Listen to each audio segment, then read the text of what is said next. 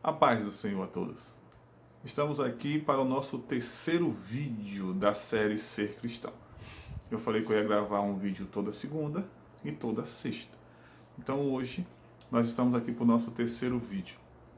E nós estamos discutindo e conversando um pouco sobre o que é ser cristão de verdade. Ser cristão em Cristo. E tendo Cristo como modelo. E a nossa frase, a frase que nós estamos seguindo, que é o nosso tema, é que é impossível ser cristão sem ser a imagem do Cristo. E foi isso que nós discutimos no nosso segundo vídeo, que está lá no canal do YouTube. Nós discutimos o que é ser imagem de Cristo, o que é ser imagem de Deus. E nós conversamos que ser imagem é quando as pessoas olham para nós e veem Deus em nós.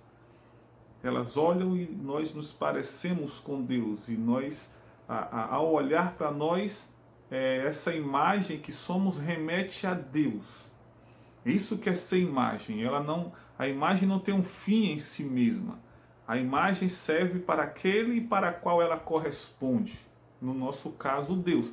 O mundo olha para nós e vê Deus em nós. E através de nós. Não é? Então nós estamos seguindo nessa jornada de pensar o que é ser realmente cristão em um momento difícil e complicado. Mas eu creio que nós chegaremos em uns locais bem interessantes para a gente pensar sobre isso. Não é? Hoje, eu queria pensar que só há uma possibilidade para nós sermos a imagem de Jesus, que é através do discipulado. Só existe essa possibilidade de ser imagem de Cristo através do discipulado. Ser discípulo de Jesus.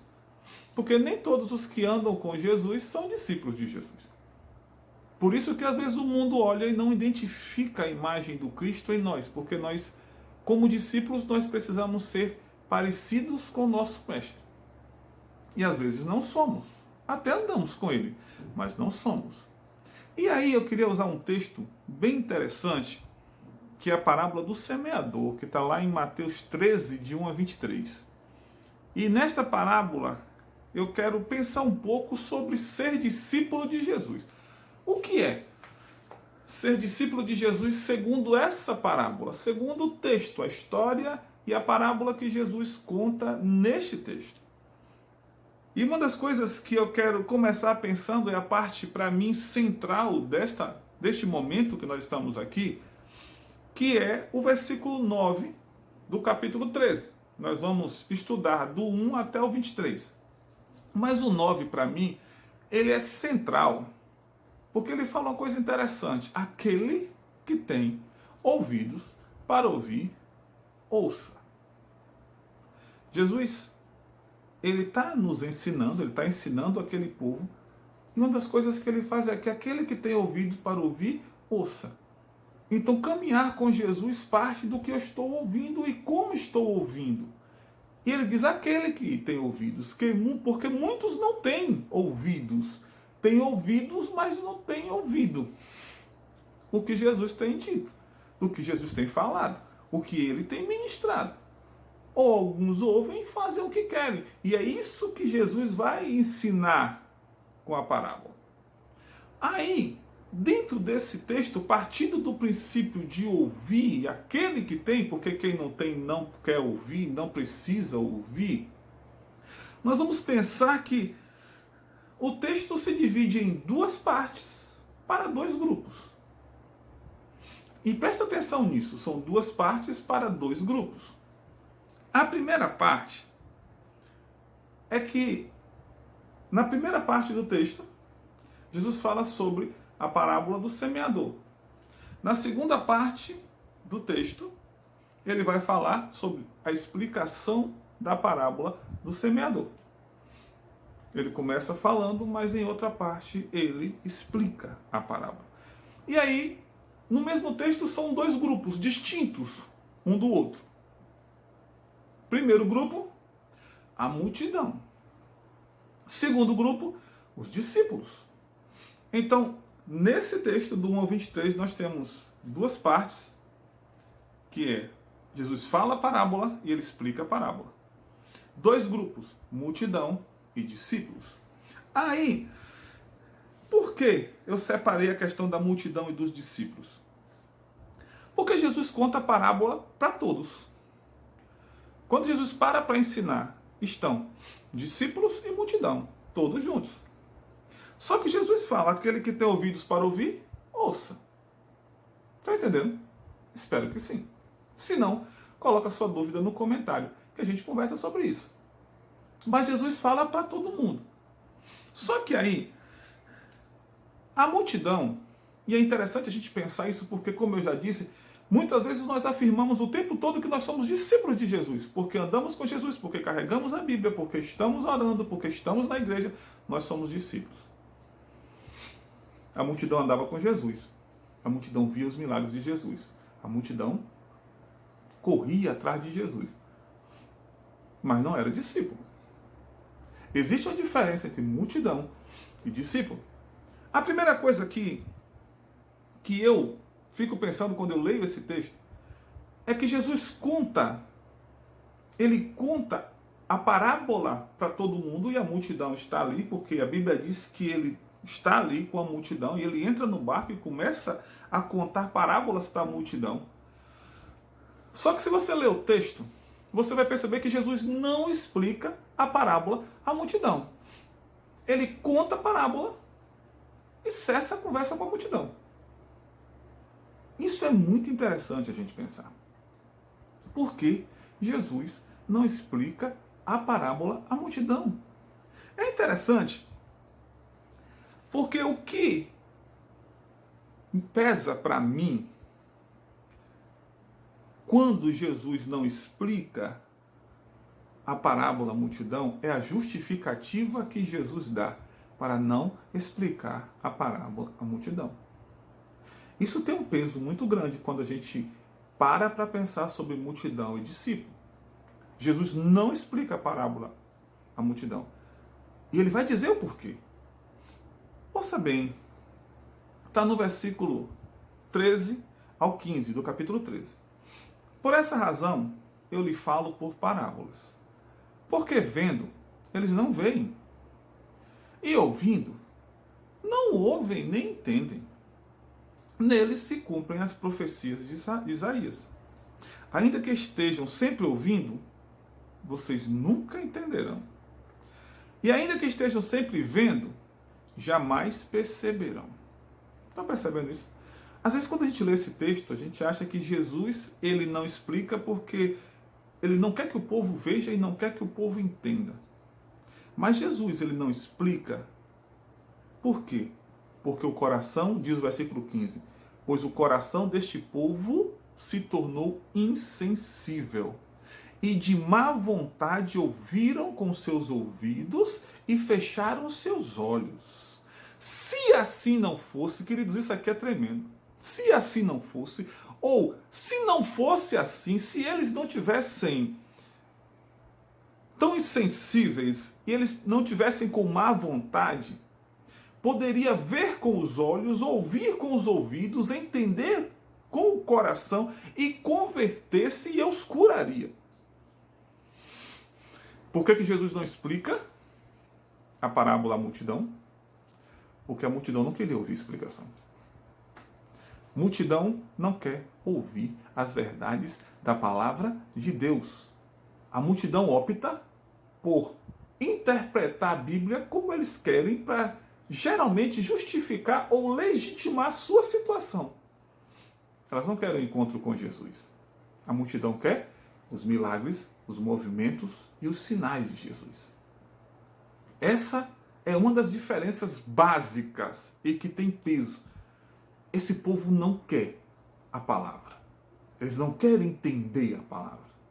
Eles se satisfazem só em ouvir rasamente, superficialmente. Porque o que eles querem na realidade é interpretar do jeito deles. É muito interessante isso. Aí vem os discípulos. Versículo 10 vai dizer que quando os discípulos ouvem a parábola, eles se achegam a Jesus. Eles perguntam, por que o Senhor conversa com eles por parábolas? Aí Jesus fala isso que eu já disse, que a multidão não quer. Mas Jesus diz uma coisa interessante para os discípulos. A vós é dado conhecer os mistérios do reino de Deus. Aos discípulos, não à multidão. A vós é dado conhecer os mistérios do reino de Deus. Queridos, por que isso? Porque os discípulos, eles optam pelo conhecimento da palavra de Deus. O discípulo quer conhecer a palavra. O discípulo ele se esmera em estudar a palavra, em ler a palavra e ouvir de Deus e do Espírito Santo a palavra. Aprender da palavra de Deus, estudar a palavra de Deus. Por que isso acontece?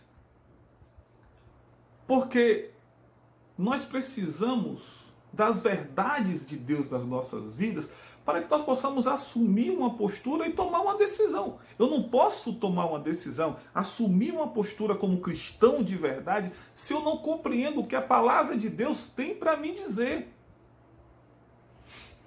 Por isso que o discípulo, ele busca a verdade da palavra. E se vocês perceberem essa parábola do semeador, quando Jesus para com os discípulos para conversar sobre a palavra, é uma palavra que confronta os discípulos à situação da sua existência. Não são palavras de bênção para os discípulos. Eu te abençoo. Olha, Pedro. Olha, Tiago. Olha, João. Essas palavras são para abençoar a tua vida. Essas palavras são para dizer para você que se você tiver fé, Deus faz o que você quiser. Essas palavras são para dizer para você que você é aquilo que você acha que você é dentro do texto. Jesus não está falando isso para os discípulos. A parábola do semeador, na explicação de Jesus, na verdade da palavra de Jesus para os discípulos, chama os discípulos a uma autoavaliação. É uma confrontação da situação existencial dos discípulos. Aí, nós precisamos entender isso. Os discípulos estão perto do Mestre para ouvir verdades e assumir posturas que transformem as suas vidas. A pergunta central de Jesus para os discípulos, e que eu faço para nós nessa noite, é: que tipo de terreno você tem sido? É isso que Jesus quer saber dos discípulos naquele instante. Vocês são cristãos de verdade? Vocês são cristãos de verdade? Paulo, você é cristão de verdade? Sim, Senhor, eu sou cristão de verdade. Que tipo de terreno você tem sido, Paulo? Porque ser cristão de verdade, ele é determinado, Paulo, e você pode colocar o seu nome na frase, pelo tipo de terreno que você tem sido. Porque a Bíblia usa esses parâmetros, irmãos. Para ser cristão de verdade, você tem que entender que terreno você é. É isso que Jesus está dizendo para os discípulos. A multidão não quer saber que terreno eles são. Eles mesmos conjecturam e fazem lá e saem achando, se iludindo nisso, mas os seus corações são vazios, e Jesus diz isso na palavra. Jesus vai dizer que eles são doentes. Olha, se eles abrissem o coração e os olhos, eles se converteriam e eu os curaria. Não é curar a doença, porque Jesus curava a doença de todas as multidões. Jesus curaria a alma. Jesus curaria o interior. Jesus curaria, daria vida de verdade, sentido de existência àquelas pessoas. Mas elas não queriam sentido de existência. Elas se satisfaziam com cura e pão. Tanto que em um dado momento eles correm atrás de Jesus e falam: Jesus, te procuramos o tempo todo. E Jesus diz: vocês não me procuram porque vocês me querem, vocês me procuram por conta da comida, do pão que vocês comeram. O que move vocês são os milagres e os movimentos e o pão. A perspectiva da bênção, de receber a bênção. Não é a transformação. É essa cura que Jesus fala aqui na semente, na parábola do semeador. Se eles se convertessem, eu mostraria para eles qual o sentido da existência. Eles não temeriam diante das tempestades. É isso que Jesus está dizendo. E Jesus pergunta para os discípulos. Ele senta com os discípulos. A vós foi dado conhecer os mistérios do reino de Deus, mas eu quero saber de vocês que tipo de terreno vocês são. E Jesus vai dizer que tem pessoas que são discípulos de Jesus, mas que são aquele terreno que é à beira do caminho. que a palavra chega no ouvido dele. E ele tem um grande problema. Ele não absorve a palavra. Isso acontece porque às vezes nós estamos com os nossos pensamentos longe das coisas de Deus.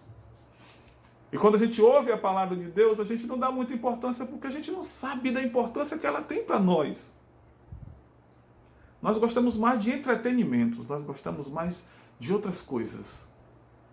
Mas a gente não entendeu o valor da palavra de Deus. Então, quando a gente ouve a palavra de Deus, ela entra e sai. Ou às vezes, como diz a parábola, nem entra. Fica na beirada e o diabo vai lá e tira.